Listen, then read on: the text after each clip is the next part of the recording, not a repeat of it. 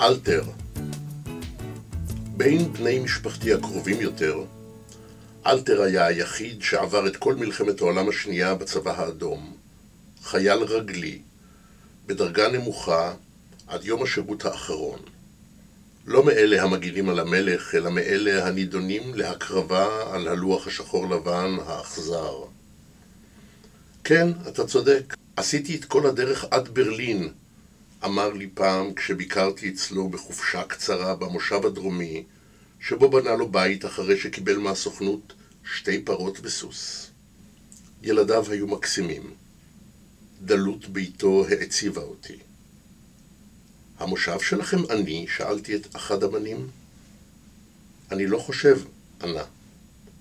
אלתר התפלא מאוד על חקירותיי. אבל מה פירוש איך זה היה?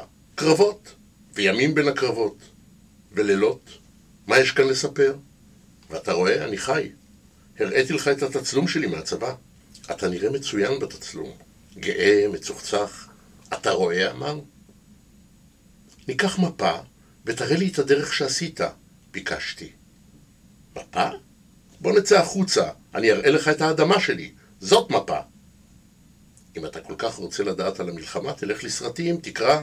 מה אתה שואל אותי? אלתר עבד כסנדלר במושב.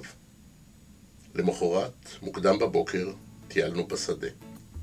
עמדנו ליד עץ נמוך, רטוב מטל. הוא נגע בגבי, אחר כך מששת שרוול חולצתי הצבאית.